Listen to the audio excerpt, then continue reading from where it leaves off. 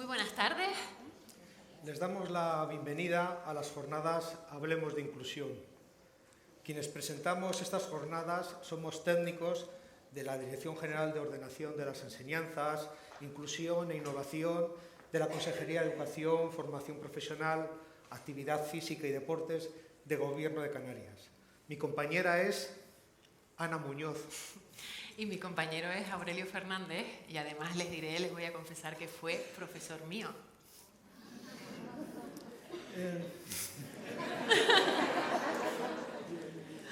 En efecto, Ana, pero si quieres te puedo decir el año en que fui... No hace falta que digas el año. No, ¿verdad que no es de buen gusto decir el año? Vamos a dejar ese detalle. Estas jornadas están organizadas por nuestra Dirección General junto con la Fundación Caja Canarias, en cuya sede social nos encontramos y cumplimos así con el reto de mantener esta cita anual y el compromiso conjunto de crear un espacio abierto al diálogo y a la reflexión en torno a la compleja, a la necesariamente cooperativa y también a la apasionante tarea de educar.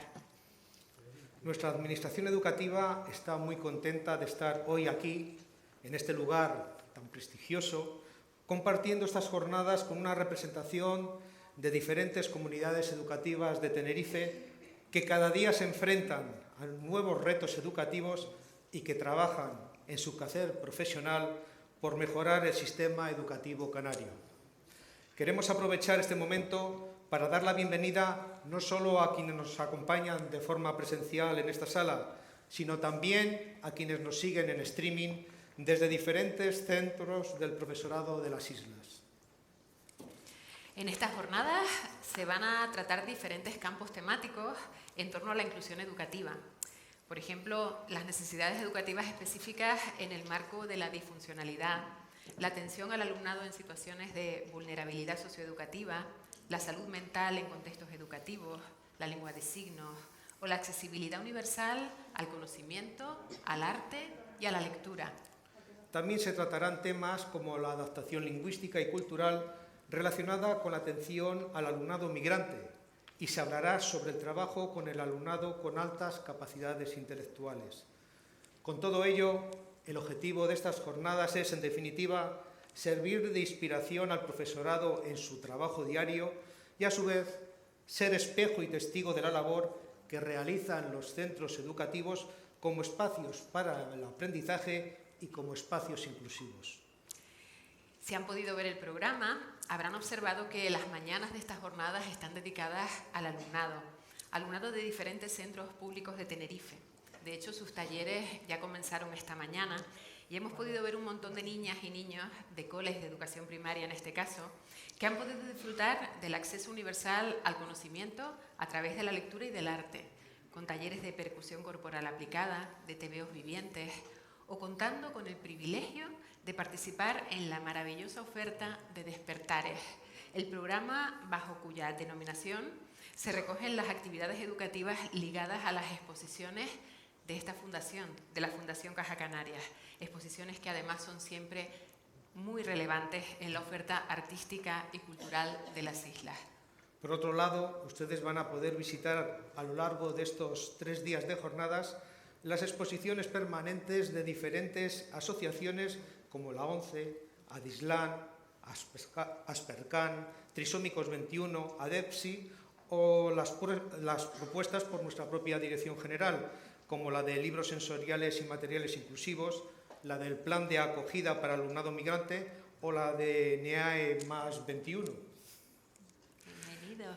También tendrán exposiciones guiadas como la del Banco de Recursos en Abierto, REA, la de las aulas multisensoriales, la de tebeos con clase o la del área de educación para personas adultas, EPA.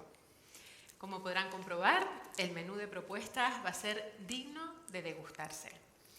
A continuación, invitamos a subir a la mesa a las personas que van a inaugurar estas jornadas. Rogamos, por tanto, la presencia aquí en el escenario de Margarita Ramos Quintana, presidenta de la Fundación Caja Canarias, y de Poli Suárez, consejero de Educación, Formación Profesional, Actividad Física y Deportes del Gobierno de Canarias. Bienvenidos.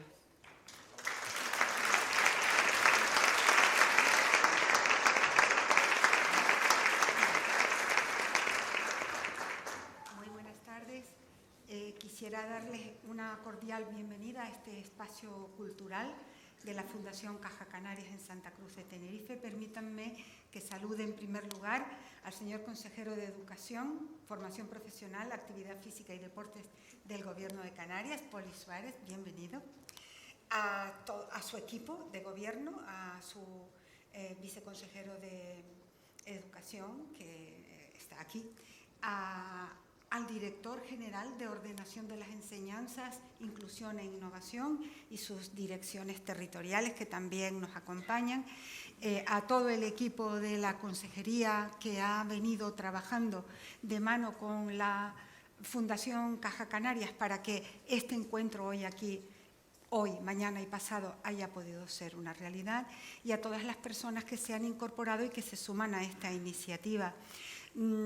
Para no restar demasiado tiempo a las tareas tan importantes que tienen que desarrollar conforme está previsto en el programa, yo quisiera decirles brevemente unas palabras. En primer lugar, indicar que nosotros en la Fundación Caja Canaria desde el año 2018 comenzamos a realizar un foro denominado Hablemos de Educación, un foro que había ido yendo a más, a pesar de que tuvimos en medio la pandemia, pero que tuvo siempre muy buena recepción. Pero realmente lo mejor que nos ha ocurrido es que desde el año pasado y ahora también este año hemos encontrado estos vínculos de colaboración con la Consejería de Educación del Gobierno de Canarias que nos han permitido, en primer lugar, ir más allá, llegar a más público, ampliar la oferta que inicialmente nosotros podíamos lanzar y, sobre todo, pues conseguir que quienes participan activamente en estas jornadas, este año jornadas Hablemos de Inclusión, puedan certificar su formación, es decir, no solamente puedan beneficiarse de la misma, sino tener ese retorno de poder presentarlo como un mérito en su formación curricular. Este año hemos podido presentar, gracias a esta colaboración, una oferta de 300 plazas, esperamos que se cubra.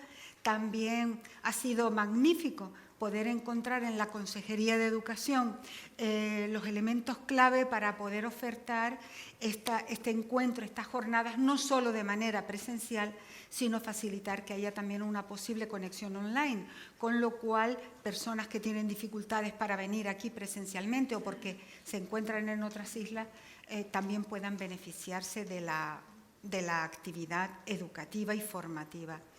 Bueno, todo lo que puedo resumir consiste en primer lugar, mostrar la satisfacción por la buena marcha que ha tenido este foro y la jornada del año pasado y las de este año, que esperamos que vayan a mejor, sobre todo y fundamentalmente gracias a esta magnífica colaboración institucional con el Gobierno de Canarias. Agradezco fundamentalmente la presencia del señor consejero aquí, hoy día que han tenido actividad parlamentaria, con lo cual se duplica su actividad normal de trabajo, y espero y deseo que estas jornadas continúen en el tiempo y que sean de máxima utilidad y aprovechamiento para el personal que se dedica a la importantísima tarea de la educación en Canarias. Para la Fundación, uno de sus objetivos, uno de sus valores primordiales y elemento central de su misión es contribuir a la mejora de la educación en Canarias, y creemos que con foros y con iniciativas como esta, de esta naturaleza, estamos contribuyendo al desarrollo de la población de Canarias, no solo la población actual, sino las generaciones futuras, para cuya preparación la educación es un pilar fundamental y esencial. Así que enhorabuena a todo el equipo organizador de la Fundación Caja Canarias y de la Consejería, y sin más preámbulo dejo la palabra al señor consejero del Gobierno de Canarias, consejero de Educación, cuando quieras.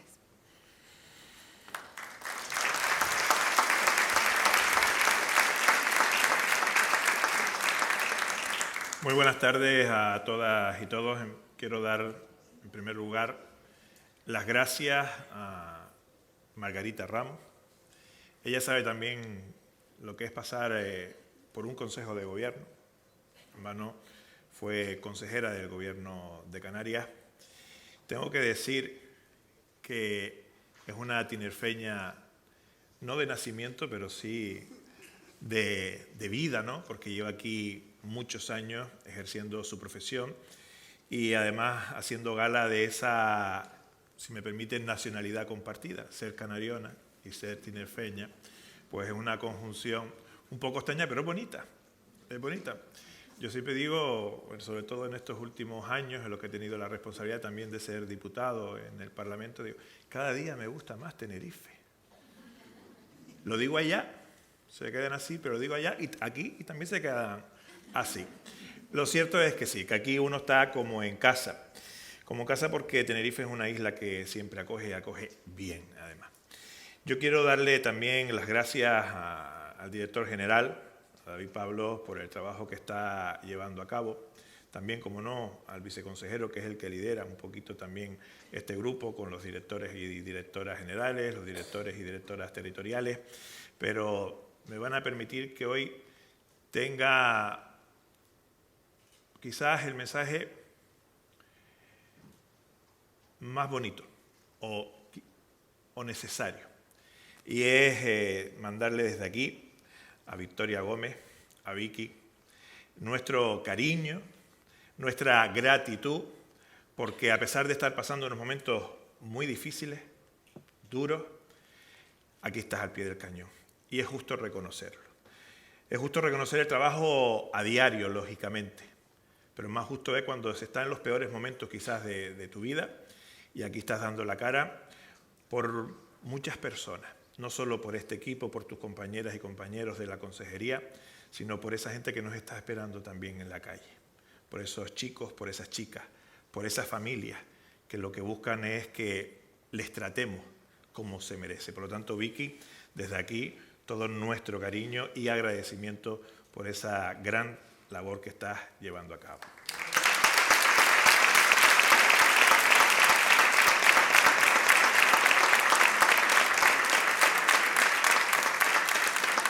Y venimos a hablar de inclusión.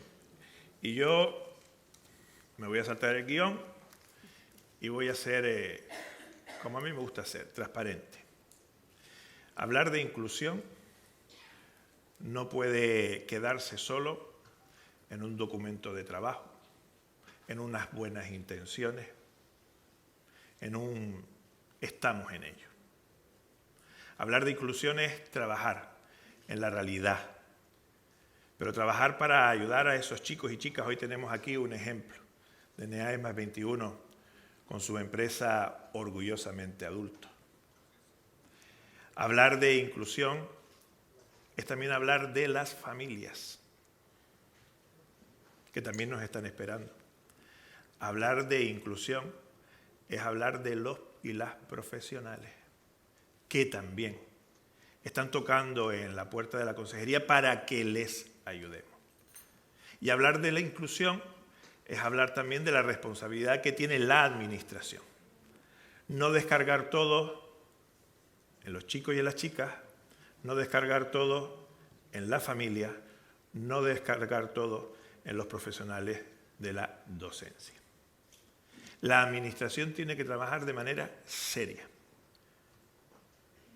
con una de las premisas que yo creo que es más importante o la más importante, escuchando, poniendo la antena, dialogando, aceptando las críticas, aceptando también las propuestas, las sugerencias.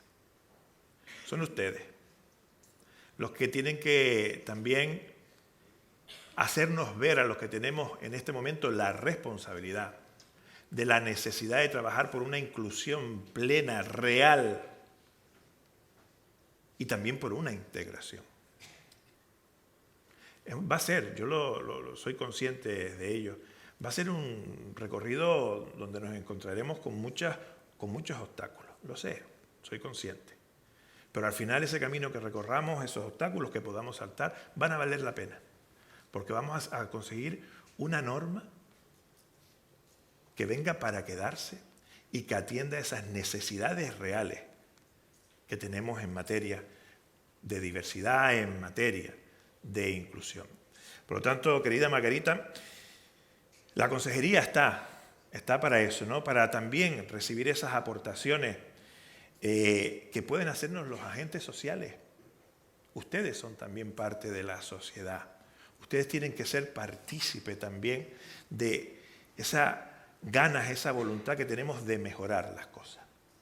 Yo les invito a eso, a participar, a involucrarse y sobre todo a ayudar a aquellos que realmente nos necesitan, a aquellos que nos están esperando ahí fuera para que le arreglemos de la manera que se pueda pues su vida.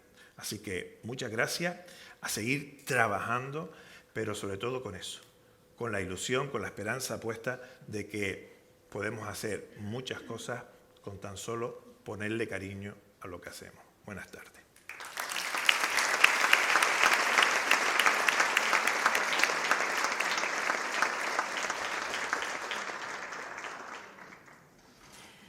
Pues muchas gracias a ambos por sus interesantes palabras y de verdad esperamos que esos objetivos previstos para estas jornadas Hablemos de Inclusión, tanto para la Fundación Caja Canarias como para nuestra administración educativa, se cumplan con creces. Les queremos indicar que el currículo de las personas conferenciantes en este congreso lo pueden ver en el código QR que tienen en el tríptico de las jornadas. Y también pueden obtener esta información en la web de las jornadas. Bueno, una vez inauguradas estas jornadas, les invitamos a ver la proyección audiovisual titulada Pasiones que transforman, estrategias inclusivas en el espectro autista, que nos ha enviado la famosa divulgadora en redes sociales e influencer sobre temas relacionados con el autismo, conocida como la Michi Autista.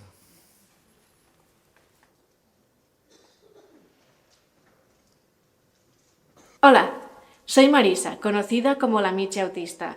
Soy ilustradora, consultora en diversidad de inclusión y autista.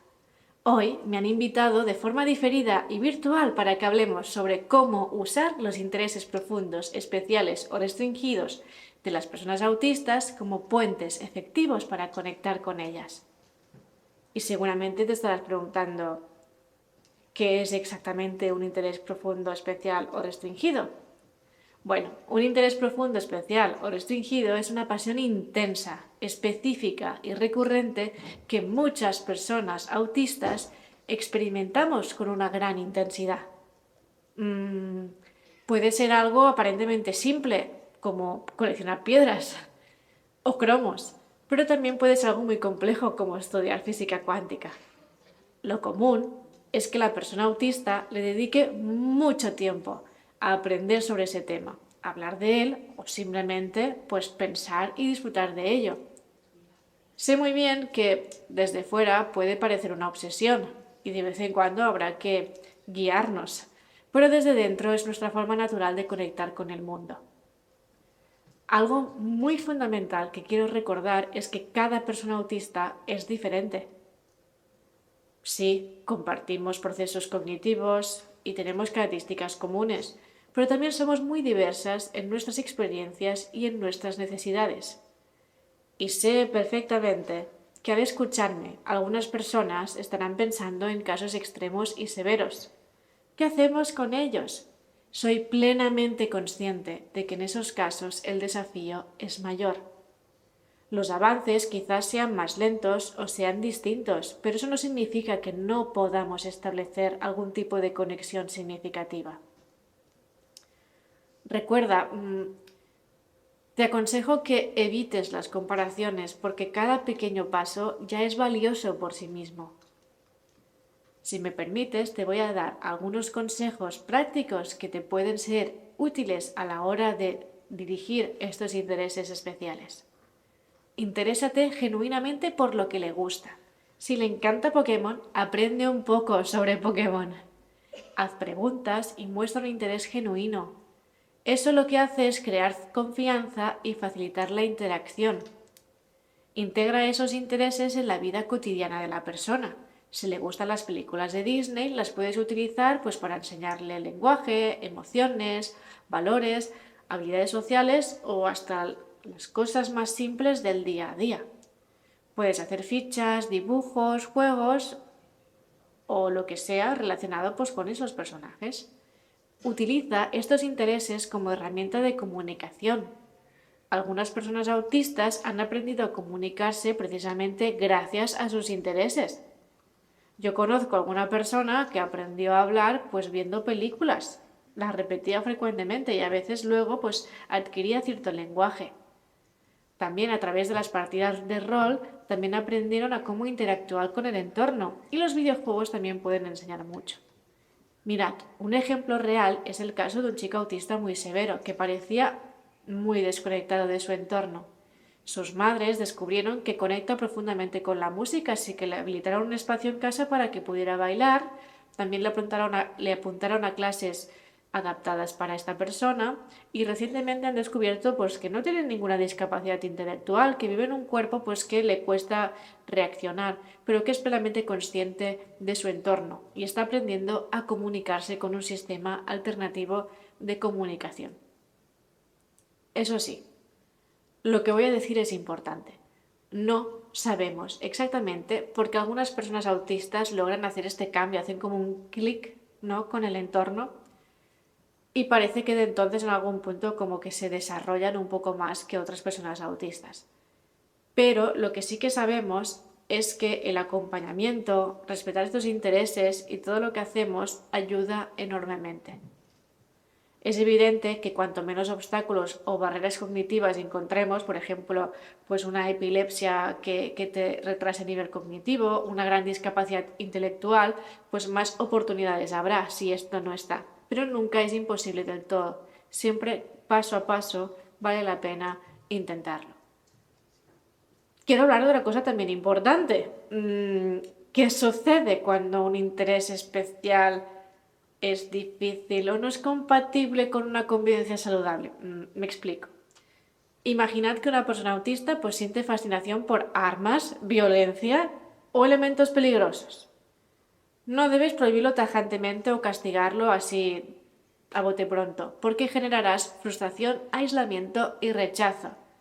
En cambio, trata de entender qué hay detrás de ese interés. Quizá le fascina la mecánica, las sensaciones intensas, la estética o simplemente admira ciertos personajes de ficción. Quizás debas explicarle por qué, este tipo de afición pues vulnera ciertos derechos, quizá. Una vez comprendas todo esto, quizá puedes ofrecer alternativas más saludables. Imaginad que le atraen las armas porque le interesan las mecánicas complejas. Pues a lo mejor lo puedes sustituir por actividades como robótica, construcción con legos o a lo mejor diseño de personajes heroicos que tengan unos valores más positivos. Evidentemente, hay que adaptar la forma en que abordas estos temas pues con las características de cada persona, ¿no? En qué punto esté y cómo le puedes enseñar. No todo el mundo le podrás explicar de la misma forma y tampoco es lo mismo si es un niño, un adolescente o es un adulto. Mi interés profundo siempre fue pues dibujar a través del cómic, del manga, Disney, ¿no? Pues aprendí a entender mis propias emociones, las emociones de los demás, no solamente habilidades técnicas, ¿no? Gracias a la ilustración también he logrado convertir ese hobby, esa pasión, en una profesión. Sé que no siempre sucede, pero a veces sí.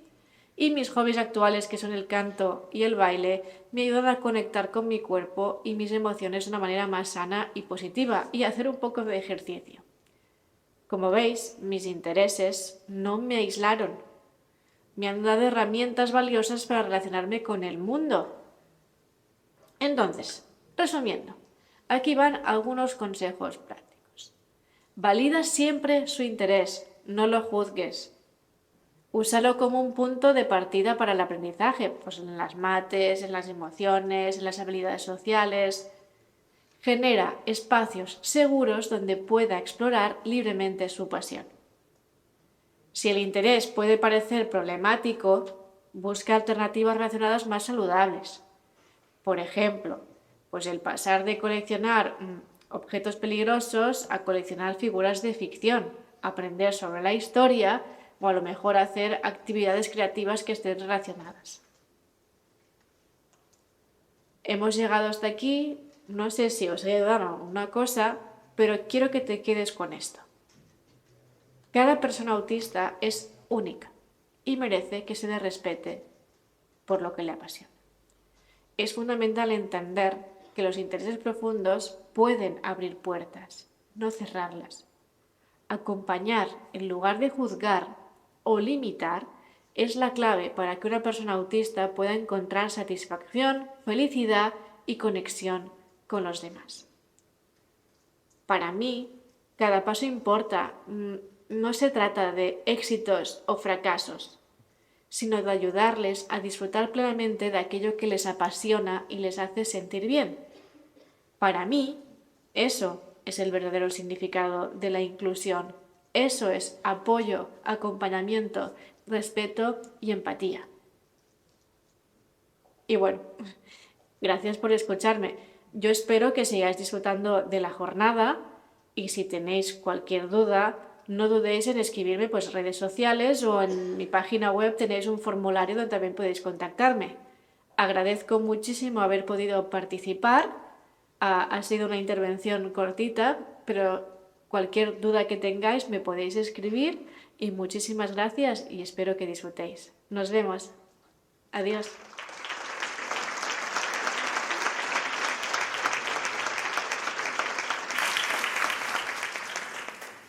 Pues interés profundo es el que me hace a mí ver este vídeo de la Michi autista, que además tiene ese enorme valor añadido de que ella misma sea una persona autista y por lo tanto nos cuente de primera mano y nos dé estos consejos. Tenía que decirles de parte de mis compañeros que ahora van a proyectar el QR de la Wi-Fi, ¿vale? Para que puedan acceder a la misma, porque hay problemas de conectividad y la van a necesitar, por ejemplo, para hacer preguntas si lo desean enseguida. Muy bien. Ahora vamos a pasar a la primera conferencia de esta jornada, que lleva por título Construyendo narrativas y nuevas cartografías para la educación inclusiva. Y está a cargo de don Ignacio Calderón Almendros, quien es profesor titular del Departamento de Teoría e Historia de la Educación, Pedagogía Social y Métodos de Investigación y Diagnóstico en Educación, de la Universidad de Málaga. También es miembro del Grupo de Investigación Educación y Cambio Social, qué bonito nombre, marco en el que desarrolla investigaciones participativas para la acción. Y justo en el marco de esta metodología investigadora se inscribe el trabajo y las conclusiones que hoy compartirá con nosotros. Quiero decir, antes de darle entrada, que durante la ponencia también se compartirá otro QR, este es el de la Wi-Fi, otro QR en el que pueden realizar preguntas, ¿vale? Cuando finalice la conferencia se podrán responder 2 preguntas que serán seleccionadas aquí en directo, pero el resto de preguntas don Ignacio Calderón las va a responder posteriormente en la web, ¿vale? Así que nada, también quiero decir que aprovechamos la ocasión para volver a dirigirnos al profesorado que está siguiendo la formación en streaming desde los centros del profesorado de Gran Canaria, de Lanzarote, de Fuerteventura y de La Palma. Y en fin, lo que estamos ahora... ¿Te toca a ti, no? No. Ah, vale, pues me confundí. Don Ignacio Calderón, te escuchamos. Muchas gracias.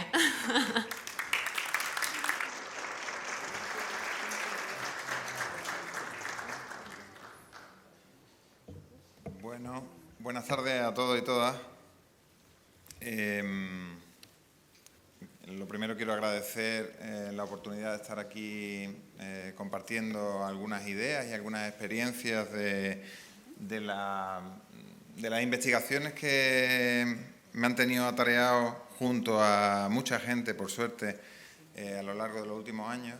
Pero quiero hacer una mención al vídeo que hemos visto de Marisa, que desde aquí la felicito, no sé si nos estará viendo, pero la felicito porque ha sido extraordinario y creo que sobre esta base, sobre la base de lo que ella ha estado planteando, o mejor dicho, de lo que ha ocurrido mientras la escuchábamos atentamente, con el deseo de aprender, pues yo creo que a la base de eso está lo que me gustaría que pudiera ir trabajándose a lo largo de esta ponencia, que va a ser cortita porque voy mal de tiempo. Bueno,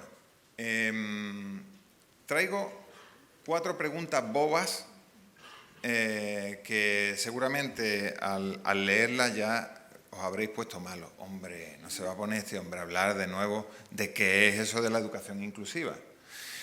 Y lo voy a hacer, os pido disculpas, lo voy a hacer en base a lo que me contó un día durante la pandemia Marcos en un encuentro participativo con un montón de estudiantes, de niños, niñas y jóvenes de diferentes lugares de España y de América Latina.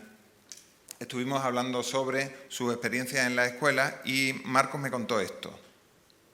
En realidad le cuesta trabajo decirlo, no lo dice a la primera, lo dice un poquito después. Hola, ¿qué tal? Bien. ¿Cómo es tu escuela? ¿Cómo es tu escuela, Marcos? Está bien. Sí. ¿Está bien? ¿Por qué está Para mí es bien? buena. Para mí es buena. Pero Para ti es mi buena. hermana no tanto. Para tu hermana no tanto, ¿por qué? Porque se siente sola en el patio. ¿Tu hermana se siente sola en el patio? Está sola. ¿Estás sola? Siempre. Siempre estás sola. Sí. ¿Y cómo lo ves tú eso? Mal. Mal. ¿Y por qué crees que ella está sola? No sé.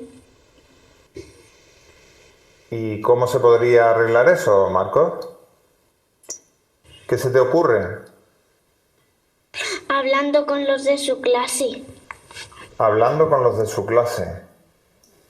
Y hablando con los de su clase, ¿y qué le podríamos decir a los de su clase?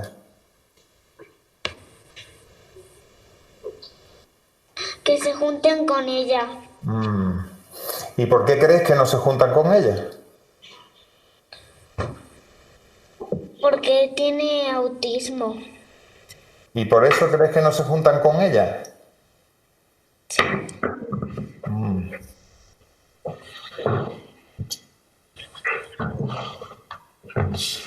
Y tú antes decías, Marcos, que para ti sí era buena la escuela. ¿Por qué es buena para ti? Porque a mí me mandan cosas, estoy con mis amigos, se juntan conmigo. Sí. O sea, que a ti te mandan tareas. Tú te juntas con tus amigos. ¿Y eso tú ves que no pasa con tu hermana? Sí. Bueno, pues muchas gracias, Marcos, porque nos ha ayudado mucho a entender cómo es tu escuela. Gracias, Marcos. De nada. Me encanta ese de nada del final. Desgrana un poco lo que conversamos, porque al principio él dice, porque mi hermana se siente sola en el patio, y yo lo que hago es repetirle lo que él dice. Se siente sola en el patio. Y entonces él piensa, borra lo que ha dicho y dice, está sola en el patio. Y entonces le vuelvo a repetir yo lo que acaba de decir, está sola en el patio. Vuelve a borrar y dice, siempre está sola. Y la historia de Marcos a mí me ha acompañado desde que me la contó por muchos sitios, porque me parece muy ilustrativa, porque en una misma historia lo que está diciendo es que una misma escuela puede ser excluyente e inclusiva dependiendo para quién. O sea, hay varias escuelas dentro de una misma escuela. Entonces, en Marcos estaba la respuesta de lo uno y de lo otro. Yo le pregunto cómo se puede arreglar el problema que está viviendo tu hermana. Y encuentra la solución rápido. Y dice, hablando con los de su clase. Dice, ¿el problema cuál es? Que no está acompañada en el recreo. Dice, pues ¿cómo se soluciona esto? Pues hablando con los de su clase. Bueno, esto es una primera clave que me parece fundamental. La segunda clave es cuando le pregunto por qué es lo que sí hace bien la escuela con él, para que con él él diga que es buena. Y entonces él dice 3 cosas. Dice, porque a mí me mandan cosas, aquello era durante el confinamiento, ¿vale? Dice, a mí me mandan cosas, es decir, que le mandan tareas, a mí me mandan cosas, estoy con mis amigos, se juntan conmigo. Esas son las 3 ideas que él suelta. Es decir, que a mí, que mi aprendizaje importa. 1. 2, que yo estoy con mis amigos y amigas. Y 3, no solo es que estoy, sino que además me quieren. Están conmigo. Entonces Marcos lo que ha hecho es, un niño de 10 años ha conseguido hacer la definición en una conversación que hace la UNESCO de qué es la inclusión. Con el valor de que un niño lo explica 100 veces mejor que la UNESCO. Pero además lo explica cargado de emoción, porque lo que él está contando no es algo vacío de contenido, sino es algo lleno de contenido y de emoción. Dice la UNESCO que la inclusión es el proceso por el que se eliminan los obstáculos que limitan la presencia, estoy con mis amigos, la participación, se juntan conmigo, y los logros, importa mi aprendizaje, me mandan cosas. A su hermana no le estaban mandando tareas. Hay otra idea que trae UNESCO, que es la equidad, que a mí me la explicó mucho mejor un niño en Chile, cuando habían estado trabajando también participativamente entre un grupo de estudiantes grandes. Después se hizo una asamblea y en la asamblea dice, pues nosotros hemos aprendido que uno de los compañeros y compañeras, uno de esos compañeros necesita más apoyo que el resto, dice, pero no porque sea diferente, sino justamente porque es igual que todos. Y esa es la mejor explicación que yo he escuchado de qué es la inclusión. La UNESCO dice, todo el alumnado importa por igual, y este niño lo que dice es que no es porque que necesita más apoyo, no porque sea diferente, sino porque tiene los mismos derechos que el resto. Y su aprendizaje importa como el del resto. Bueno, voy a pasar un montón... No todas.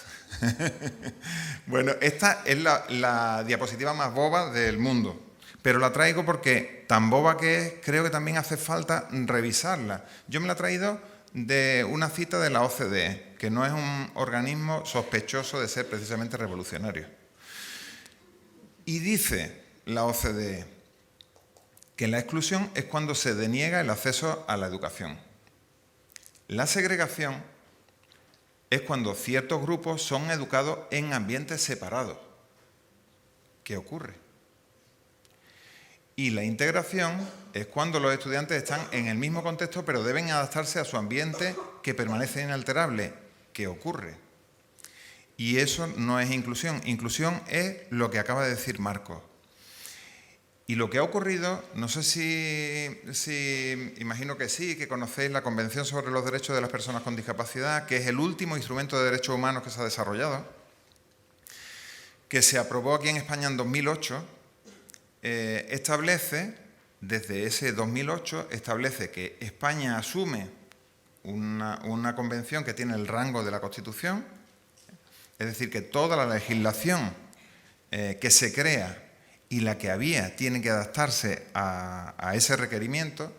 Dice que lo que hasta entonces era el derecho a la educación, que era un derecho humano fundamental, es a partir de entonces el derecho a la educación inclusiva, que es ni esto, ni esto, ni esto, sino eso. Bueno, y sin embargo, 10 años después de que se aprobase, lo que ha ocurrido es que ha habido un aumento muy bestial.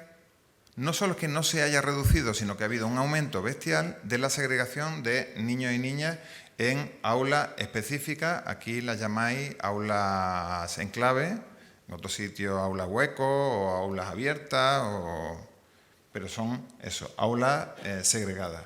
Se ha casi duplicado en esa primera década, pero después esto ha aumentado mucho. Tanto que, por ejemplo, allí en Andalucía la educación especial crece, esto es de hace un par de años, crece un 35%.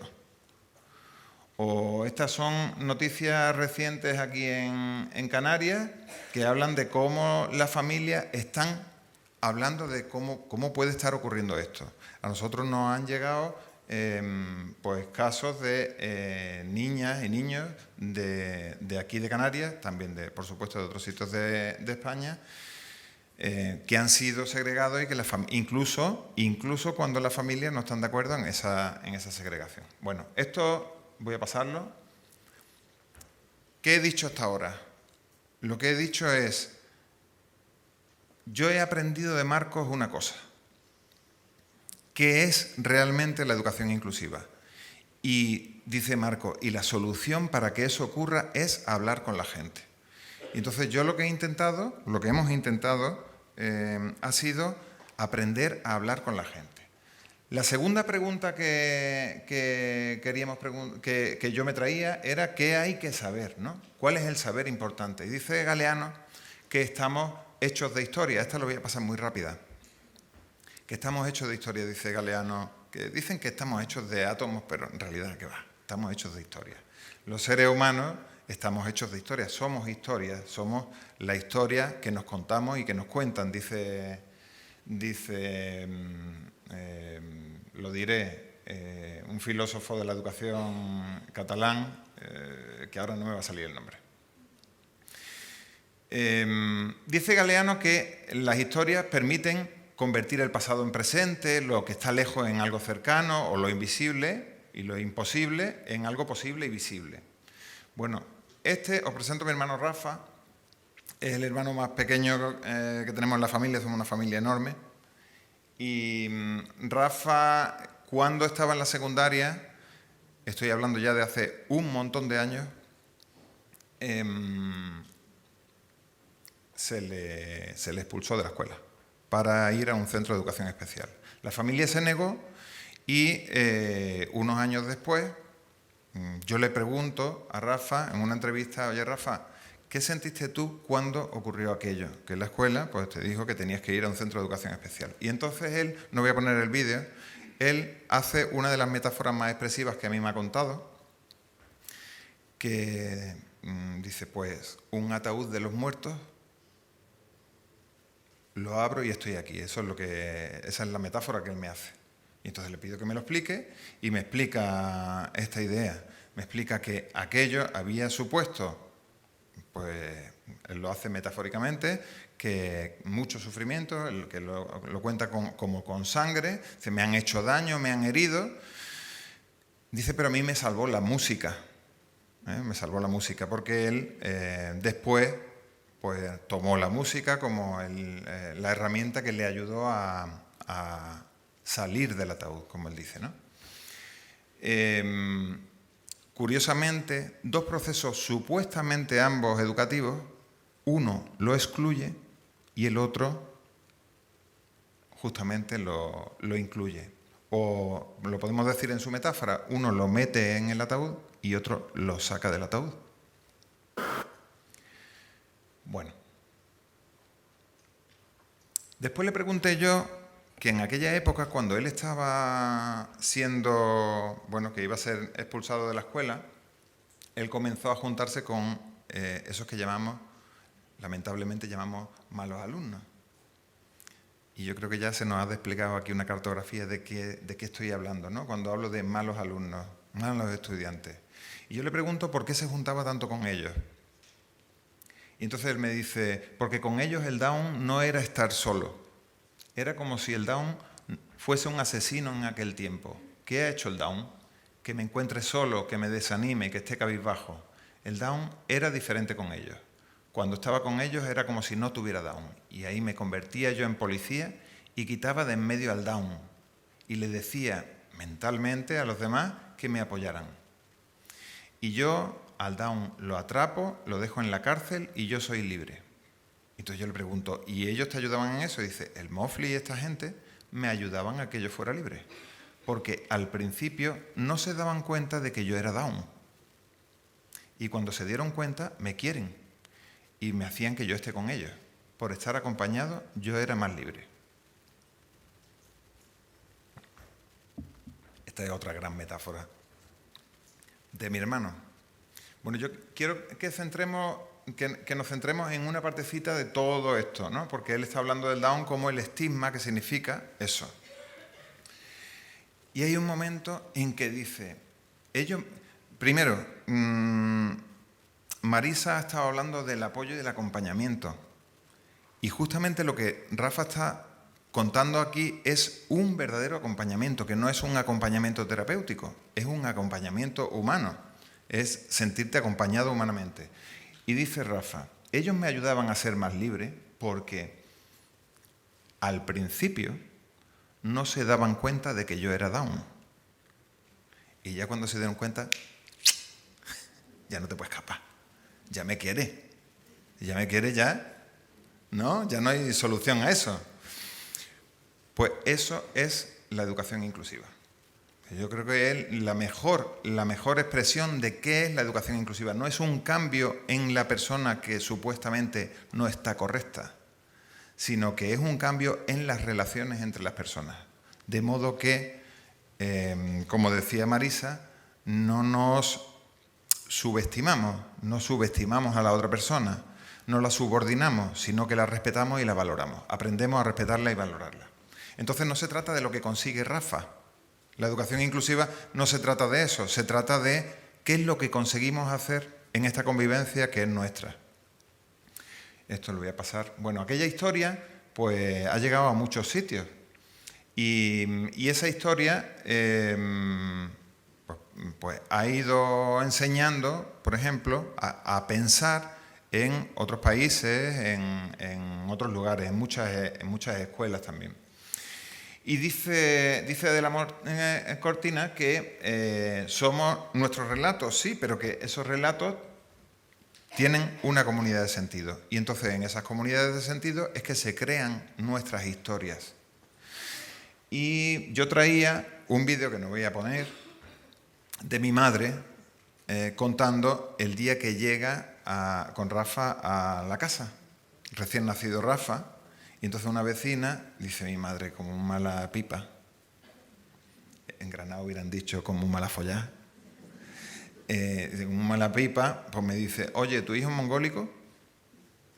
Y entonces mi madre le responde, si tú lo dices, será. Para mí no es, para mí es mi hijo. Y entonces le vuelve a repetir la vecina, ¿pero es mongólico sí o no? Y entonces mi madre le vuelve a repetir, pues si tú lo dices, pues será. Y me he detenido muchas veces en esa frase, si tú lo dices será, que destaca el carácter socialmente construido de la realidad. Porque lo que está diciendo es que si tú lo dices, lo estás haciendo. Si tú lo dices, será. Si no lo dices, no será. No será ese asesino que está matando a Rafa. Entonces, en aquella conversación, fíjate que es lo que decía Marcos, pues se trata de hablar. Dice, pues habrá que hablar con los de su clase, ¿no? Para solucionarlo, habrá que hablar con los de su clase. En esa conversación, lo que estaban era en pugna dos interpretaciones radicalmente diferentes de la realidad sobre una persona.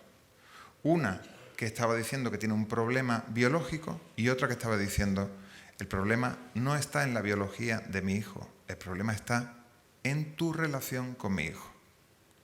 Y eso es lo que se ha venido a llamar el modelo social de la discapacidad, que no me lo voy a inventar yo aquí, sino que tiene un gran recorrido, pero con la diferencia, de nuevo, de que mi madre no fue ni a un solo curso a la escuela, nunca pudo ir a la escuela.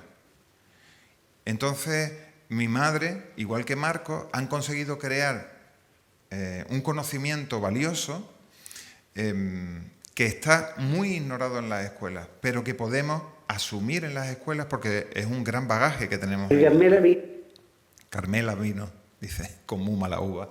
Bueno, entonces podríamos construir una nueva narrativa que no esté dominada por eso, no, esto que voy a pasarlo todo, que no esté dominada por esas formas de pensar que todavía dominan también nuestras escuelas. Bueno, unos años después nuestra madre falleció y al cementerio llegó ese ramo de flores con la frase, si tú lo dices será, que le habían mandado un grupo de madres que mi madre nunca conoció, pero que su historia les había servido para reconstruir su historia. La idea es, si somos historias, esto es hacer historia, y si somos historias, podemos contar nuestras historias y contarnos nuestras historias de modo que podamos ir aprendiendo unos de otros y reconstruyendo la historia. Esta es la idea que hay debajo de todo el proceso que hemos desarrollado nosotros con la investigación participativa de la que antes se hablaba. Voy aquí como una metralleta porque me van a sacar ya la tarjeta roja en un momento. Bueno, esto es una escena en Santiago de Chile con un grupo de un montón de escuelas. En cada una de esas mesas hay docentes y al menos una madre o un padre. Y se pusieron a hacer un análisis sobre lo que ocurría en su escuela, ¿vale? ¿Qué es lo que pasa en nuestra escuela? Y la única consigna que dimos, aparte de la pauta de vamos a pensar de una determinada manera en la escuela, de vuestra escuela, la única consigna que dimos es primero tiene que hablar la madre o el padre. Y los docentes escuchan. Y después hablan los docentes. Y se establece una conversación. Y entonces cuando termina aquello se hace una asamblea en aquel sitio que era gigante, se hace una asamblea muy grande, digo, bueno, ¿quién rompe el hielo? Y entonces se levanta la mano un padre y dice, yo pensaba que iban a decirme qué tenía que pensar y qué tenía que hacer. Y me he dado cuenta de que soy yo quien tiene que hacerlo. ¿Qué es lo que pasa con las metodologías participativas? Muchas veces nos da miedo abrir la puerta a la participación descarnada.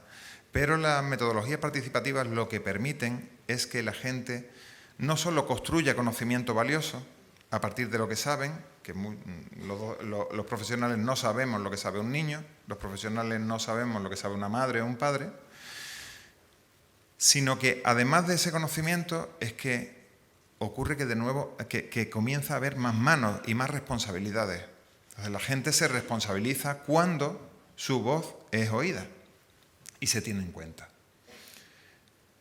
Y esto me ocurrió también en Santiago de Chile, pero no lo voy a contar porque no tengo tiempo. Estaba interesante, ¿eh? Bueno, la cuestión es que en la investigación participativa o en cualquier proceso participativo tiene que emerger el conflicto. El conflicto no es algo de lo que se huye, sino que es algo que se sabe que está en cualquier relación humana, puede estar tapado o puede destaparse. Cuando está tapado es un problema privado. Cuando no está tapado se convierte el problema en público. Y al convertirse en público pasa de ser del problema de un niño, por ejemplo mi hermano, o por ejemplo Lucía, la hermana de Marcos, para convertirse en un problema público, que es un problema de la institución. Y eso es lo que se hace con un proceso participativo que permite que nazca un deseo que es colectivo. Esto no lo voy a poner porque no me da tiempo. Y entonces, ¿y esto quién lo tiene que hacer? Ya, esto yo creo que ya lo he comenzado a decir. Bueno, pues lo tiene que hacer todo el mundo. En esos procesos participativos que nosotros hemos hecho, los iniciamos en 2018, una orientadora de Valencia dijo en las redes sociales, estoy mal, lo estoy pasando mal porque mi trabajo no me gusta. Lo que yo hago no me gusta, que es fundamentalmente categorizar a los niños y a las niñas. Entonces, en ese llamado, ella dice, ¿por qué no nos reunimos? Y nosotros tomamos esa propuesta y la hicimos en la Universidad de Málaga, hicimos este encuentro que se ve por ahí, bueno, no se ve apenas, en el que ella pensaba que iban a venir fundamentalmente profesionales, pero vinieron por igual profesionales y familias.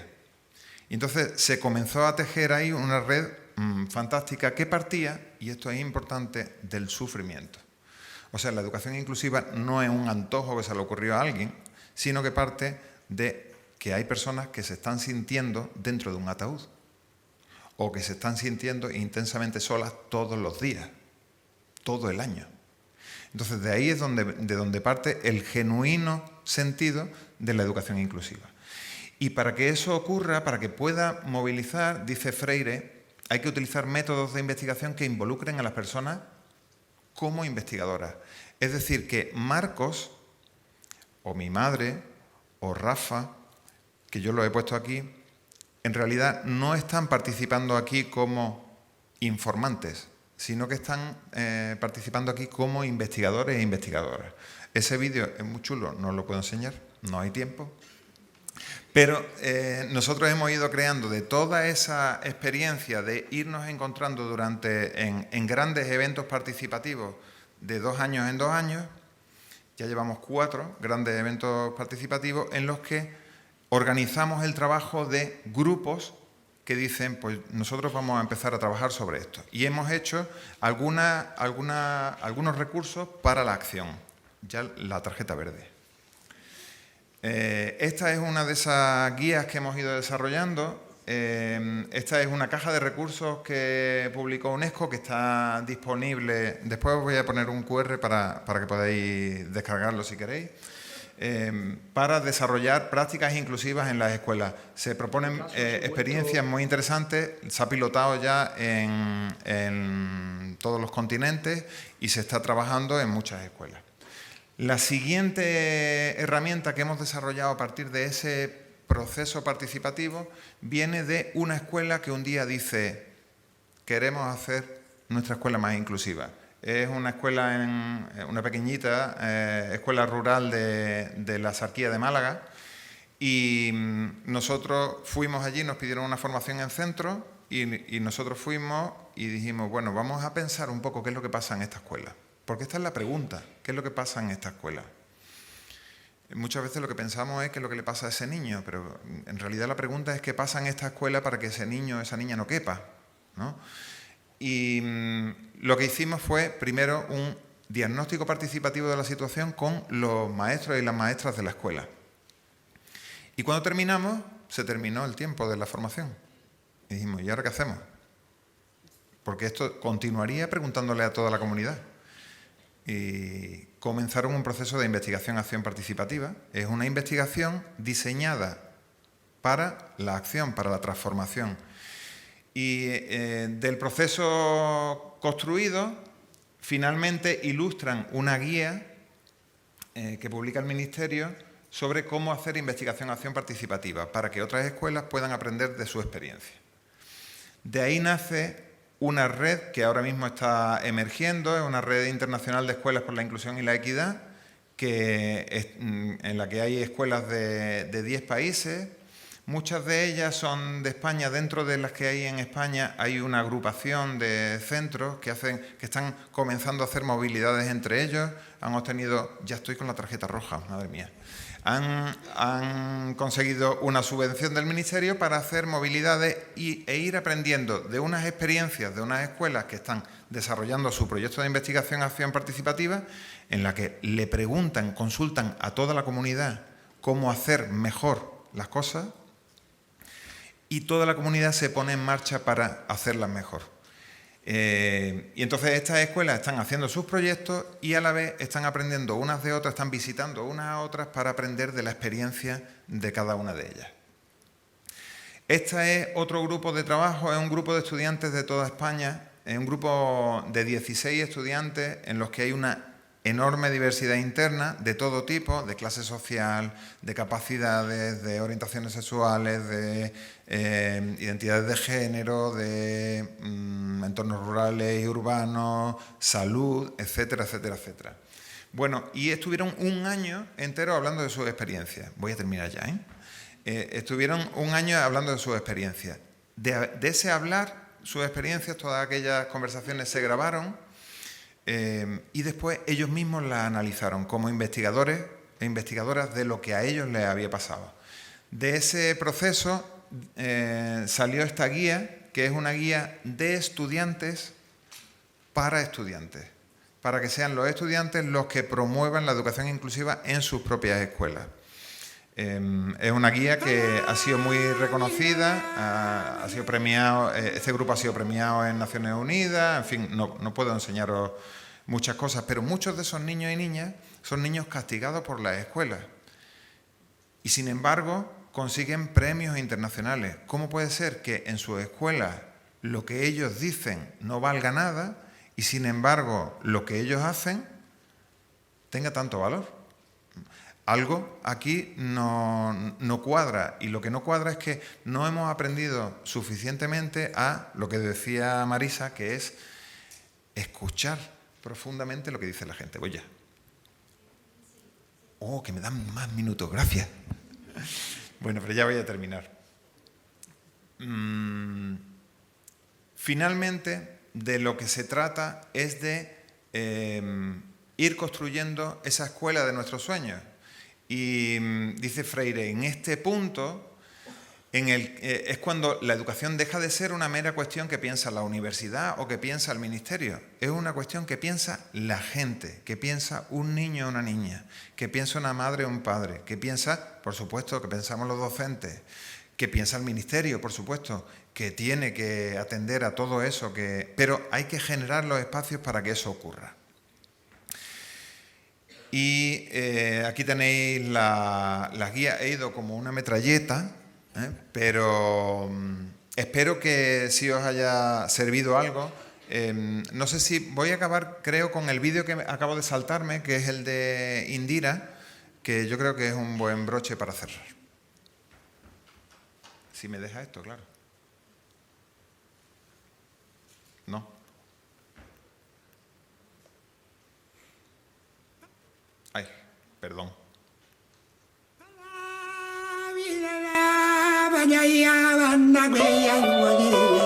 Soy Indira, tengo 17 años, vivo en Vitoria-Gasteiz. Soy una persona que cuando ve una injusticia va para adelante a luchar contra esa injusticia. En las escuelas hay falta de amor para algunas personas. Fue un gran honor y nos dieron ahí ese premio por trabajar para que las escuelas sean inclusivas para todos. Es un grupo de toda España que es muy diverso y nosotros nos reuníamos y a raíz de eso hablábamos de los diferentes en la escuela y vimos todavía que había cosas que cambiar. Se hizo una guía muy interesante. Niños y niñas no pasen por lo que yo pasé. Mi escuela en la que haga yo, de Villas Colores, no va a tener ni aulas específicas ni nada de eso, no, porque todos van a estar juntos ahí aprendiendo. Es que es lo mejor para todos. Nuestra pelea y nuestro trabajo ha sido para que Indira permanezca dentro del sistema. A Indira le han sacado del sistema porque las opciones que nos daba el sistema eran opciones agregadas. Si nos separamos de pequeños es imposible la convivencia entre todos. Estudiar me encanta, sí. A ver, activista que ya lo soy, bueno, y política también. Para hacer que se cumplan las leyes y la Convención de Naciones Unidas, dice que las personas con discapacidad tenemos derecho a una educación inclusiva. Y todavía hay leyes que se nos permite todavía separarnos. En el colegio de antes, los profesores a mí no me explicaban nada, entonces claro, yo me aburría. Ellos sí que consideraban que yo tenía que estar aparte, segregada en un aula especial, que tenía que estar con los míos. Indira en secundaria estuvo en el aula ordinaria porque era una cabezonada mía, o sea, nunca se ha entendido como su legítimo derecho. O sea, ella estaba allí en clase y era una inclusión física. Éramos 30 menos 1. ¿Quién era la menos 1? Yo. Sí, faltaba conocerme, tener algo más de amor. Y en los patios no estaba con mis compañeros. Mira que yo lo intentaba, pero nada, era imposible. Que era invisible total. Yo llamaba cárcel.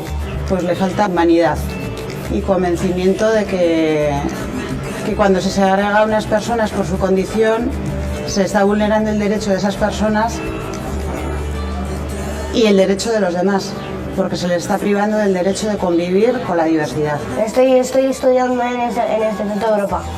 Hago formaciones para desempleados. No hay ni aulas específicas, ahí sí que me enseñan, si hay una más, yo voy feliz.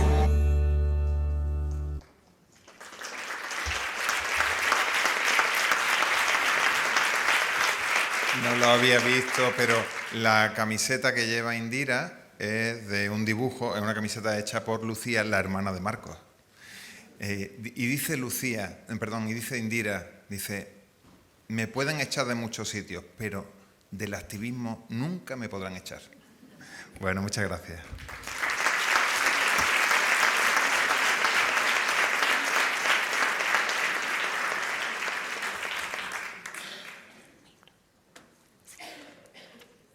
Bueno, muy bien, pues muchísimas gracias a ti, muchísimas gracias.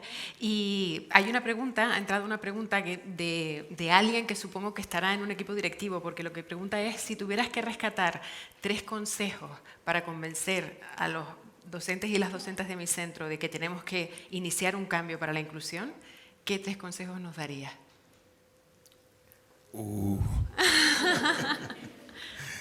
No sabría decirte un consejo, la verdad. Al final de lo que se trata es de cómo poder ver lo que, o hacer ver lo que muchas, por ejemplo, familias ya ven, y que muchos profesionales, pues, en las universidades nosotros formamos en un conocimiento que suponemos que es el correcto, pero es un conocimiento que se ha ido construyendo a pesar de la gente y que tiene que ser contrastado por lo que le ocurre a la gente, que tiene que pasar por la experiencia. Yo recuerdo una madre que decía que no podía ser que los logros que ella había conseguido para su hijo, que los había conseguido con mucha lucha, en la acera de enfrente no ocurrieran. Entonces, lo que dice, cruzas la acera y el logro que se ha hecho en esta acera, en la acera de enfrente, no está hecho ese logro, ¿no? Digamos, no es una conquista. Y hace falta que sea algo común, que es lo que está preguntando esta persona. No sé si es una madre, un padre o un docente. La pregunta es muy complicada, es cómo hacer ver lo que tú estás viendo, ¿no? Porque esa persona seguramente está viendo algo que no están viendo a lo mejor sus compañeros y compañeras, si es que es docente, o que no están viendo los profesores de su hija o de su hijo. Y todo pasa al final por, en realidad es un clic sencillo, no es algo complejo, ni la metodología es compleja.